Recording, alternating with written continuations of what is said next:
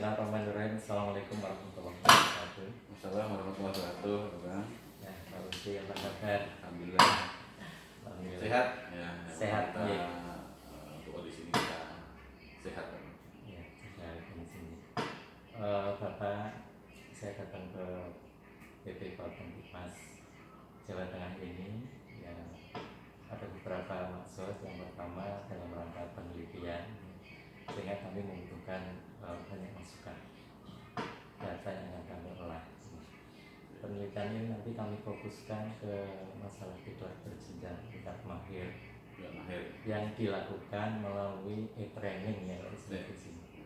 E-training yang saya lihat di media itu kan betapa fenomenalnya gitu. Nah, saya mau memulai dari bagaimana mengkoordinasikan ya sehingga bisa mendapatkan itu. Kalau di media itu kan saya baca, bisa dengar dari pidato Pak Kepala BPPAP itu kan ada pesertanya aja sekitar 4.500 sekian. Kemudian PR-nya itu kalau saya 360 sekian. Ya. Nah, itu bagaimana Pak Lutfi bisa menceritakan hal itu bisa terjadi? Ya, terima kasih Pak Bambang. Terkait e-training atau tingkat berjenjang yang tadi khususnya yang tingkat mahir sebagai Pak Bambang yang akan kasih nanti, memang betul yang Bapak sampaikan tadi bahwa pesertanya itu selalu di atas ribuan lah ya, 2.000, bahkan yang mahir itu 4.000 karena memang yang mahir kan belum banyak gitu ya. Nah, tentang bagaimana sih kok bisa sampai ribuan seperti itu, sementara PPP itu kan hanya di rumah gitu. Nah, itu tidak lepas dari peran PR dan mereka petugas lapangan.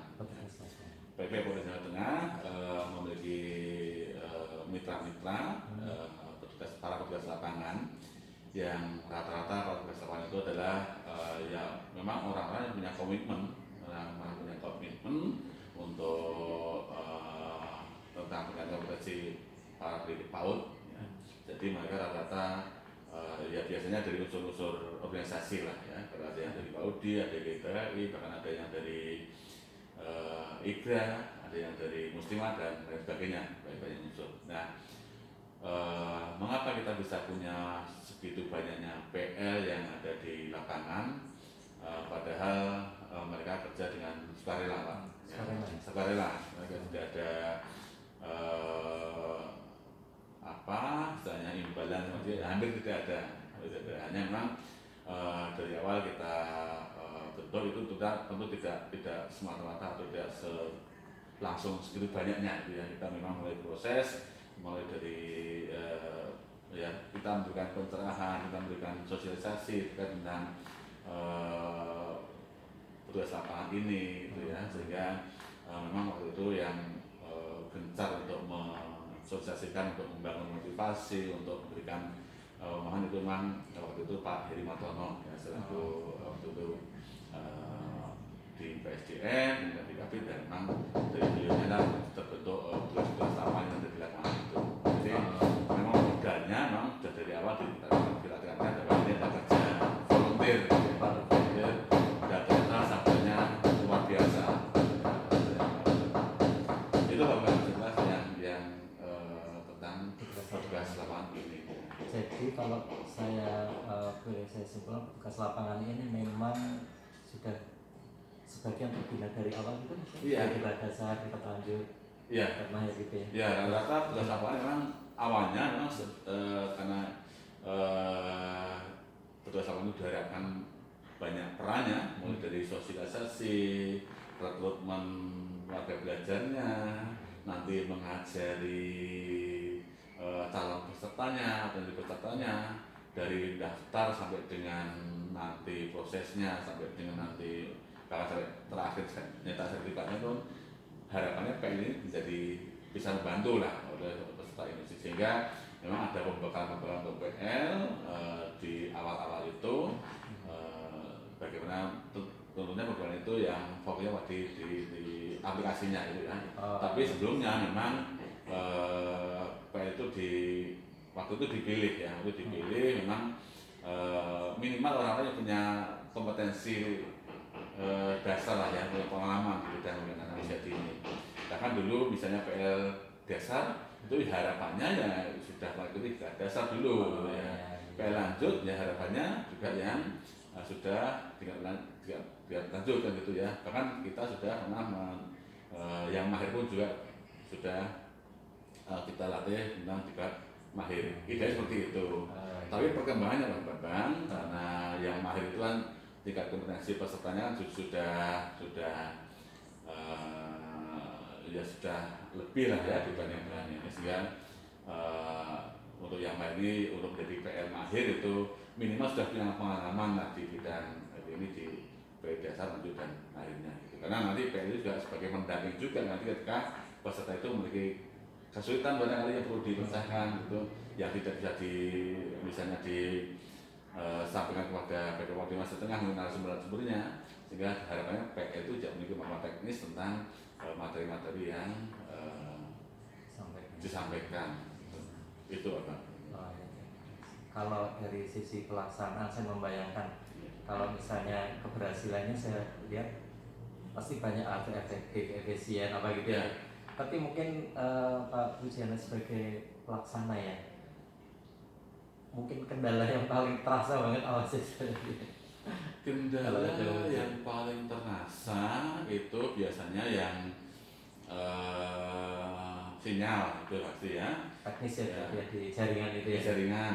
Dan itu kan kita tidak bisa berbuat apa-apa kalau sudah berbuat jaringan, mungkin karena tempatnya, mungkin karena cuaca, mungkin karena ya tadi lokasi dan sebagainya, sehingga terkadang itu ada kendala di jaringan itu ya, itu yang tapi itu biasanya sudah nanti kan kita jadi e-training ini tidaknya dari berdasarkan Vicon-nya, artinya langsungnya itu dengan Vicon-nya itu. Tapi kan kita ada media-media yang lain yang membantu peserta itu untuk memahami materi walaupun sinyalnya itu kurang, waktu proses Vicon-nya kurang, tapi nanti peserta bisa memateri PowerPoint-nya, bisa belajar di materi-materinya, karena PowerPoint materi itu sudah di upload di situ, sehingga harapannya memang ketika kita langsung melalui Vicon itu ya membahas hal-hal yang tidak bisa dipahami secara langsung oleh peserta itu.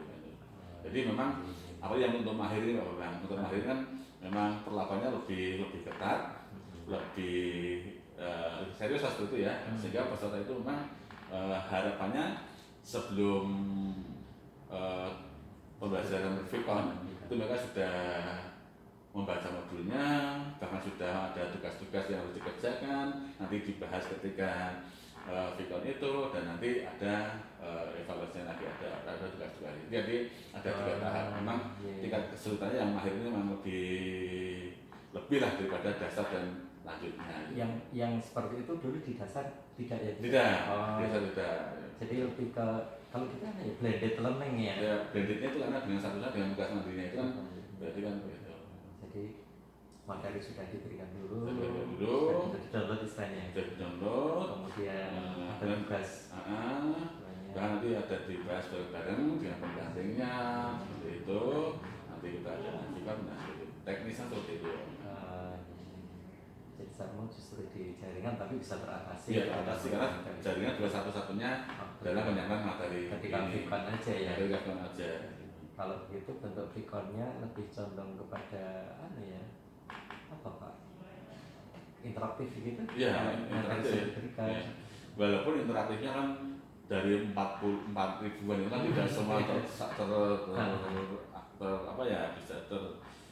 sama pada saat itu ya. Tapi ada juga nanti di lagi yang untuk sharing, untuk jawab, untuk tugas itu juga ada.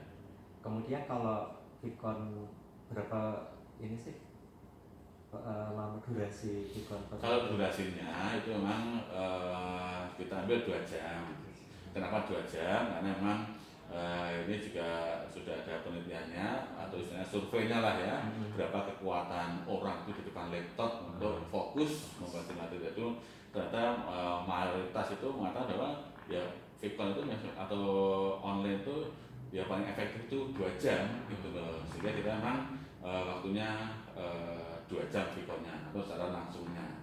Tetapi kita juga tetap tadi misalnya materi perencanaan misalnya kan itu di pedomannya kan misalnya 8 jam pelajaran kayak itu, tapi kita Viconnya memang hanya 2 jam, tapi di sisi lain itu di sebelum sebelum saat dan sesudah itu kan ada jam-jam yang untuk menuntaskan materi itu Bapak. Jadi tidak hanya 2 jam selesai bukan, tapi sebelumnya sudah ada tugas-tugas sudah belajar dulu, nanti dibahas di saat Vicon itu, dan ini setelah Vicon itu juga ada tugas-tugas. Bahkan peserta itu malah melebihi jam di pedomannya itu, karena tugas kadang menyajikan sampai sore, bahkan malam itu peserta masih diskusi dengan narasumber, diskusi dengan PN-nya untuk menyajikan tugas-tugasnya itu gitu. Jadi saya pikir dengan 2 jam belajar langsung online itu ya tidak mengurangi kualitas, karena kita tetap dampingi, kita perdalam saat setelah selesai tatap muka Vicon itu apa? Kalau secara umum ini ya, dengan sekian banyak peserta, hasil akhirnya kira-kira gimana? Hasil evaluasi model ya evaluasinya itu kan mulai pretestnya, post-testnya ada, kemudian nilai berapa itu harus mereka dinyatakan lulus, berapa kehadirannya itu juga dipertimbangkan, ya dia tidak hadir sekian kali berarti dia tidak otomatis. Nah, jadi karena ini aplikasi apa, sehingga ketika nilai minimal tidak tercapai, kemudian kehadiran minimal tidak tercapai, otomatis mereka gugur gitu. Ketika mereka gugur di tatap muka melalui Vicon ini, mereka otomatis tidak bisa melanjutkan tugas mandiri. Artinya berarti mereka otomatis itu maksudnya ada tahapannya, ya, tapi harus dilalui kan? Ya, harus dilalui. Jadi ketat ya Bang, walaupun ini online tapi aplikasi sudah dibuat sedemikian rupa supaya ya tetap kualitasnya itu tetap kita perhatikan gitu. Jadi itu kemudian mereka juga melakukan tugas mandiri, sama tugas mandiri lagi-lagi Bang, peran petugas lapangan ini sangat penting, dan kita sangat percaya dengan para petugas lapangan bagaimana anggotanya ini benar-benar atau peserta ini benar-benar melaksanakan apa yang sudah menjadi tanggung jawabnya gitu. Karena kalau kita dari P2 kita tidak mungkin untuk memantau sekian ribu peserta ini, sehingga lagi-lagi andalannya memang di petugas lapangan gitu. Kalau gitu pentingnya petugas lapangan. Kalau model rekrutmennya bisa digambarkan khusus petugas lapangannya ini? Model sosialisasi itu ya. Betul. Kemudian mereka mendaftar. Ya, kalau awal-awalnya kalau dulu di awal-awalnya kita memang waktu itu masih bekerjasama dengan dinas pendidikan waktu itu kan, dinas pendidikan, sehingga nanti Pemda atau kota itu menunjuk orang-orang yang memang layak menjadi PR. Tapi setelah itu kita buka secara umum untuk menjadi petugas lapangan ini, tentu juga dengan syarat-syarat yang sangat ketat. Nah, salah satunya memang ditunjuk oleh organisasi profesi terkait, ya, sehingga misalnya Mbak Udi, ketika orang Mbak Udi memberikan rekomendasi untuk menjadi PNI kan tentu mereka juga tidak sembarangan. Ya. Kemudian juga dapat izin atau rekomendasi dari dinas. Dinas juga kalau tidak dari pokoknya bisa dari organisasi, juga dari dinasnya gitu. Jadi kita tetap koordinasi dengan dinas itu. Ya, itu.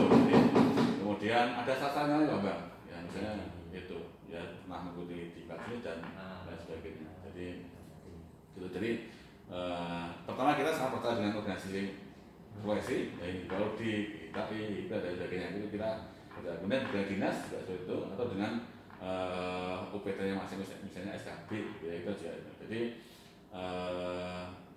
artinya seleksi itu walaupun kita terbuka, tapi kita ada seleksi-seleksi yang dari bawah, gitu, dari misalnya dari organisasi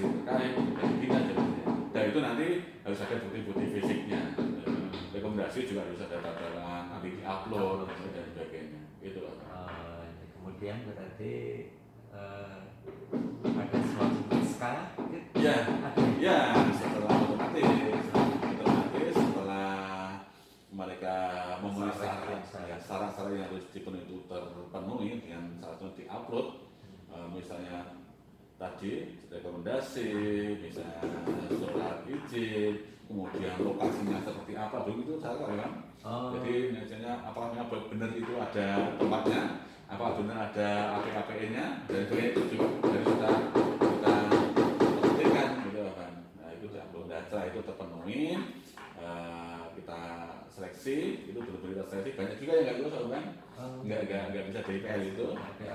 Ya setelah memang semuanya terpenuhi, itu kita buatkan SK oleh PP Kaudimas Jawa Tengah. Terus jadi itu apa? Nah, media apa yang digunakan untuk koordinasinya? Kalau media koordinasi ya tentu yang pertama juga kita dengan WA namanya, Telegram, Telegram itu media kita komunikasi lah dengan teman-teman PL, media koordinasi, dan nanti ketika ini sudah terbentuk kita lakukan dengan ada pembukaan juga Bang, dengan lagi-lagi dengan online, secara online, dengan Vicon itu kita setelah terbentuk, sudah di SK-kan, maka kita berikan semacam pembekalan atau sosialisasi, baik terkait dengan teknisnya nanti seperti apa alur-alurnya, sampai dengan aplikasinya, jadi mulai dari pendaftaran sampai dengan ibaratnya dari awal sampai akhir lah, dari daftar sampai dengan lulus sampai dengan minta sertifikat itu kita sampaikan semua secara online. Berarti sebetulnya sebelum pelaksanaan ini cukup ketat dan pelaksanaan ini ya, persiapan yang harus dilalui, harus dipenuhi itu sangat ketat. Kita juga harus update terus materi-materi yang terbaru juga seperti apa oleh Direktorat GTK itu. Jadi kalau yang membayangkan yang sudah jalan itu mungkin wah hanya begitu, tapi prosesnya itu juga cukup lama, cukup rumit, cukup melelahkan. Bagaimana kita mau mencari narasumbernya, kita perlu pilih narasumber yang betul-betul qualified kan begitu kan. Sampai dengan nanti bagaimana membangun motivasi PL-nya ini ya, karena harus selalu kita ingatkan bahwa PL itu adalah mata-mata kita, PL itu adalah penjaminan mutu kita, PL itu adalah agen kita kan begitu. Sehingga kalau ada, kan tidak semua PL langsung bisa seperti itu Pak Bang. Ada juga PL-PL yang misalnya ya dalam tanda kutip itu untuk nggak mangke itu ada itu perlu kita motivasi ya. Misalnya bagaimana kita motivasi dan kita siasati juga gitu loh, misalnya dengan kita ganti password gitu ya, dan sebagainya itu supaya ya memang yang sudah kita rancang itu sesuai dengan yang kita harapkan kan begitu. Ya, namanya aja orang ratusan PL, orang ribuan peserta gitu kan. Jadi ketika ada kendala-kendala itu ya pasti ada di sana. Tapi di pelaksanaan kalau dari sisi PL mungkin kendalanya jadi malah lebih sedikit ya. Iya. Hanya di jaringan tadi kalau. Ya di jaringan. Ya kalau PL itu apa ya? Ya tapi itu hanya kasus lah, hanya kasus ya. Misalnya kan ini kan walaupun online kan Pak Bang kumpul lah. Ada titik-titik kumpulnya gitu ya. Karena kadang-kadang itu ada yang peserta yang tidak melaksanakan di titik-titik kumpul ini gitu loh. Nah, karena mestinya yang tahu password untuk ini hanya PL gitu ya. Tapi buktinya ada juga kita monitoring itu ada kok ada peserta yang kegiatan pas di mobil dan sebagainya. Itu ada artinya dia punya akun sendiri. Nah, itu kan PL berarti kan punya lepas passwordnya atau dibagi ke teman-teman, misalnya kan nggak boleh itu lah, kan ada yang seperti itu lah, itu kita ingatkan lagi, nanti berikutnya kita ganti password lagi kan begitu lah, itu salah satu teknik itu Tapi itu kan kasuistik aja. Tapi secara umum ya persentasenya. ya secara umum ketika kita lihat di layar itu pada ngumpul gitu. Oh, ya, jadi model itu berarti walaupun 4.000 sekian itu dengan PL 300 sekian, logikanya yang masuk ke server langsung ya harusnya 300 sekian. Iya betul. Ya, makanya ada yang mau nanya juga loh, kok katanya 4.000 kok saya lihat hanya 300 sekian loh. Kalau yang belum tahu seperti itu Pak. Tapi padahal saya jelaskan bahwa yang pelaksanaan di titik-titik itu bahkan dulu waktu sebelum pandemi itu bisa 30 Pak maksimal lah ya 20 sampai 30, tapi ketika pandemi kita batasi maksimal itu 10 harusnya ya. Ya karena ada protokol kesehatan gitu. Jadi di layar itu tampilnya ya sejumlah PL yang ada itu. Kalau misalnya ini kita berandai kalau belum ada risetnya, menurut Pak Puji yang model dikumpul ke itu ya, dengan yang mereka langsung by address per peserta itu kayaknya kelebihan kekurangannya kalau kita berjalan. Kalau menurut saya itu sebenarnya lebih efektif yang kumpul untuk penguasaan materi, karena di sana ada tugas-tugas, ada kegiatan-kegiatan, ada semacam yang harus dikerjakan secara bersama-sama. Ya. Kedua kan bisa saling kontrol, antara PL antar peserta itu tingkat keseriusannya itu yang kelebihannya. Kalau individu kan kita tidak bisa, siapa yang mengontrol mereka gitu, jangan-jangan mereka buka langsung video dimatikan, dia ke dapur dan sebagainya, kan kita tidak bisa kontrol. Tapi dengan adanya kumpul bersama ini, makanya PL itu menjadi salah satu penjaminan mutunya kan gitu. Itu jadi plus minusnya tentu apa? Memang ada ketika memang benar-benar terpaksa, misalnya contoh kemarin ya di Cilacap kan pernah merah membara, itu memang dinas atau pemdanya tidak memperbolehkan ada pertemuan sedikit apapun. Nah itu kita juga tidak langsung juga dari boleh lah ya, tapi dengan ya kita wanti-wanti ya, kalau harus individu tapi nanti ada tugas-tugas yang dikerjakan, kalau harus diskusi dengan temannya bisa diskusi melalui WA group dan sebagainya, itu tetap kita fasilitasi yang memang terpaksa tidak keluar. Tapi kalau dari segi keefektifan, terutama untuk penguasaan materinya, saya bisa memastikan yang berkelompok ini yang lebih efektif, lebih untuk penguasaan materi, karena dia terjadi interaksi, saling tukar pengalaman, diskusi dan sebagainya. Gitu.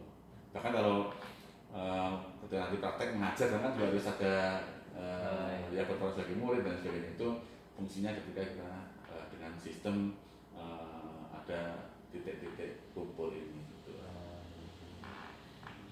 Kalau melihat yang sudah keberhasilan ini atau ke nextnya juga masih next juga mahir ini tidak ya untuk nextnya ini sebenarnya sudah banyak yang mempertanyakan kapan ini berjalan lagi ya, kapan sampai ke tempat kami. Bahkan dulu di Bali kan kita belum sampai sana, itu namanya itu Bu Dian ya, saya itu bertanya kapan kita berjalan dulu lagi, kita mau menggunakan teman kita di Bali.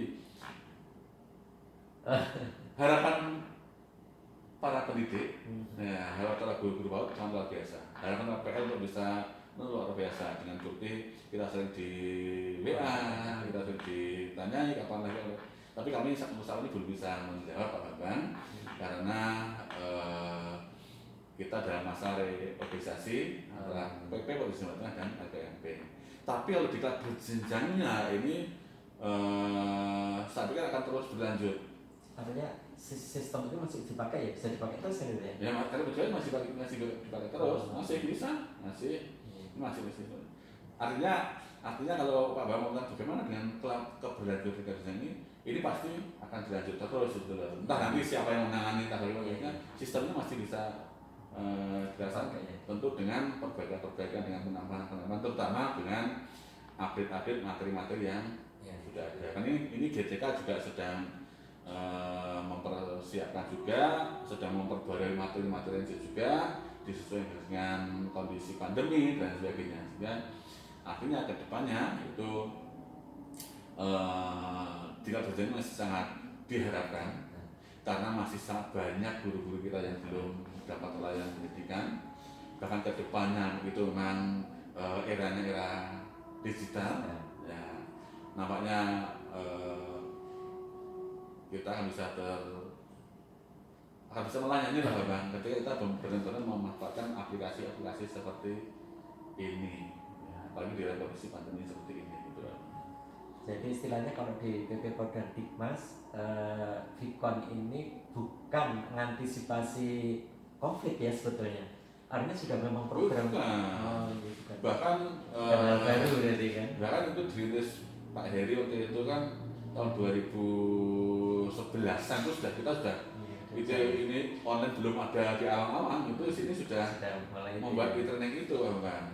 Kalau yang lain kan sebetulnya boomingnya kan kalau yang lain gitu ya. Baru sehingga tidak heran waktu itu kita ada yang dalam tanda kutipnya itu ada yang mempertanyakan apa yo iso dan sebagainya, mungkin ada yang apa ya mungkin ada yang meragukan yang meragukan itu. Nah, kita sudah ada e-training, kita sudah ada apa itu status dan sebagainya itu sudah kita sudah mulai di tahun-tahun sebelum pandemi seperti ini. Dan sekarang ini aja baru ada webinar, ada kita sudah lama dari itu. Gitu. Ya, terima kasih untuk informasi awal sangat membantu kami. Ya, dan yang penting Bang, yang perlu dicatat lagi adalah efisiensi anggaran, yaitu ya. Walaupun saya belum menghitung persis itu, tapi waktu itu sudah ada sih hitung-hitungannya. Waktu itu saya kan ada yang offline juga, ada offline juga. Hanya peserta waktu itu kita diklat e-training itu yang mahir itu untuk peserta kurang lebih 70 orang itu anggarannya sekitar 125 juta Pak. Itu untuk 80 orang ya 80 ya 80 itu 125 jutaan itu untuk konsumsi, untuk transport peserta, untuk harian termasuk dan itu kalau bisa ATK dan sebagainya itu 125 jutaan. Dan ini dengan 4.000 orang, 4.500-an ini kita tidak habis 30 Bang. Oh gitu ya? Iya. Karena kita biayanya hanya narasumber udah itu aja. Dan teknis ya, narasumber dan teknis. Tapi dengan catatan berarti sebentar. Untuk ini kan harus ada investasi alat-alat tertentu atau itu investasi dulu ya dipakai. Oh ya itu, itu kita ada sekali aja itu. Ya. Tapi kalau investasi saya pikir enggak juga, kan laptop kan udah pada punya semuanya kan itu kan. Yang kemudian di sini apa aja sih? Kalau di sini paling ya itu kamera itu ya, hanya kamera lah. Kalau itu dipakai umum ya? Ya itu tidak untuk ini aja, untuk kantor, untuk semuanya itu kita hanya mengambil sekian jam aja, itu aja. Jadi saya bisa, memang pasti itu ya, itu lebih efisien luar biasa itu. Itu pertama dari anggaran itu pasti jauh lebih efisien ya. Kemudian dari sasaran, kapan kita akan bisa melatih ribuan orang ini kalau dengan tatap muka gitu kan? Kalau dengan berapa tadi 70 hanya 70 ya kalau konvensional. Iya. Berarti kan harus sekian itu dari kemudian hasilnya Pak Bambang. Hasilnya itu ini betul-betul testimoni dari salah satu peserta. Ini saya tidak sengaja ke salah satu lembaga PAUD yang buat Depak waktu itu ya di satu kabupaten itu waktu itu dalam proses akreditasi kan itu ya. Ternyata mereka beranggapan bahwa ternyata apa yang dicari di saat akreditasi itu tidak ada semua proses pembelajarannya karena mereka belum mempersiapkan sesuai dengan kaidah-kaidah pembelajaran anak usia dini. Terlambat informasinya. Dia bilang gini, Pak, maaf Pak, saya itu belum bisa mempersiapkan seperti idealnya Pak, saya baru tahu tentang pembelajaran yang betul itu baru bulan kemarin Pak. Itu dari mana Bu? Itu saya jadi ikut e-training. Nah, ternyata ikut e-training itu ternyata membuka wawasan mereka. Saatnya saya ikut e-training itu udah dulu Pak, saya udah tak siapkan pembelajaran yang betul seperti ini, seperti ini. Saya masih pakai buku-buku dan sebagainya. Jadi artinya testimoni itu tidak langsung, kalau saya kira tidak sengaja. Dia juga dia tahu saya, kalau saya itu menyenggati e-training gitu loh. Ternyata dia mengaku, ternyata dari e-training dia tahu, oh ternyata seperti itu pembelajaran manusia dini itu, oh ternyata seperti itu mengenai anak usia dini itu dari e-training itu disampaikan pada saya, yang mereka tidak tahu kalau saya itu penyelenggara e-training gitu lah. Itu hanya artinya jangan diragukan lah tentang kualitas atau tidak online ini, manfaatnya juga online ini. Itu barang-barang yang ya, jadi efisien, kemudian sasarannya banyak, dan kemudian meningkatkan kompetensi pasti, walaupun mungkin ya tidak 100% langsung berubah itu, jangan yang tatap kamu juga tidak seperti itu Pak. Itu Pak Bang. Kita sama juga. Iya. Nanti masih ada waktu sedikit lagi. Boleh. Kita akan masih dulu. Oh ya. Terima kasih. Siap.